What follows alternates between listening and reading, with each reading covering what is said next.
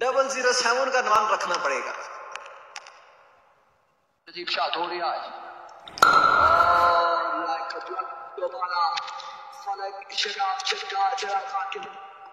सबीर सामना करेंगे जलाल, पहला छक्का, उल्टा सामना करेंगे सबीर का।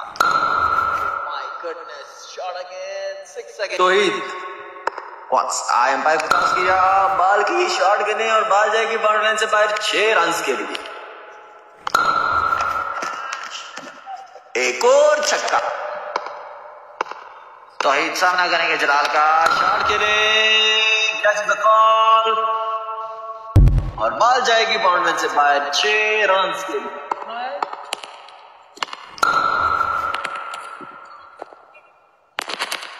एक बार फिर इस बार उड़ता हुआ शॉट, फील्डर मौजूद और कैच नहीं किया।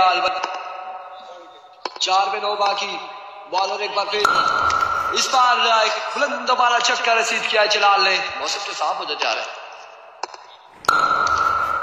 उड़ता हुआ शॉट है और मैच अपने नाम किया। अगले मुकाबले के साथ मिलेंगे राई वर्सेस। Once again 6 runs।